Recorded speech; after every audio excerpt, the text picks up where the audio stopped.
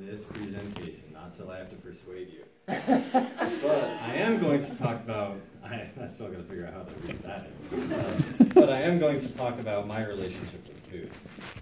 You see, I grew up an innocent boy, eating my little Caesar's pizza, pepperoni, pretty standard guy, you know, eating simple slice with my home slices. It was a simple life. But deep inside, I knew that I had to prove my manliness. So I grew up and I changed. Started doing competitive eating. You see, the challenge is 1 hour, a 29-inch pizza with half a dozen toppings and a pitcher of root beer with you and your friend. We didn't know this existed till we walked in that night and we knew we were going to crush it. No one ever has.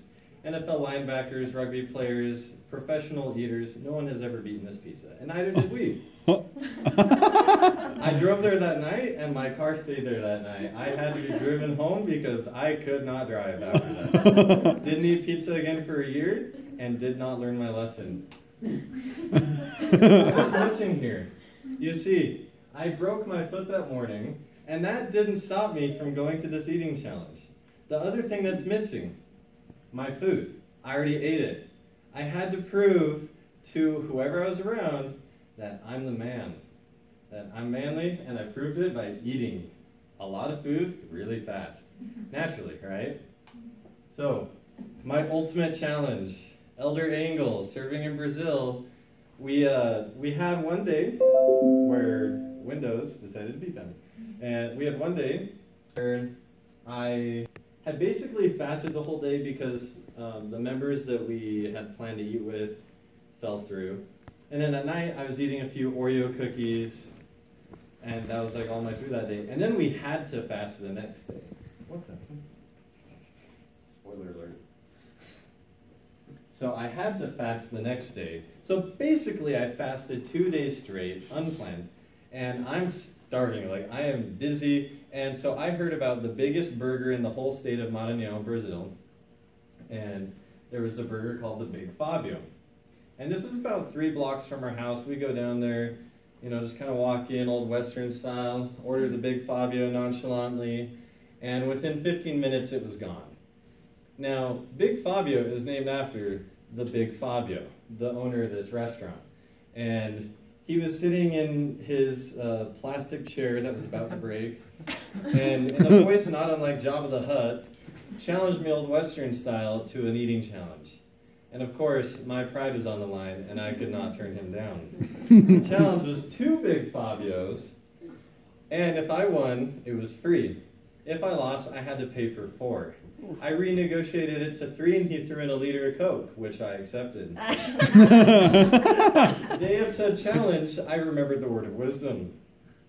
I felt super guilty, and I canceled it temporarily. And then I rescheduled it because, again, I knew I could do it, and I knew I was going to turn this into a great missionary opportunity. So, took the challenge, and that dirty sly dog, I called him out on it. He basically doubled the size of each sandwich from the first one that I'd eaten, and I was pretty ticked, and I still won. So I plowed through the first burger, but the second one, it was a tough slog. What you'll learn about competitive eating is that if you plug your nose when you swallow, it creates a vacuum in your throat. And so a lot of the strategy as you're getting deeper into these challenges is you plug your nose and you swallow, and that also reduces the gag reflex.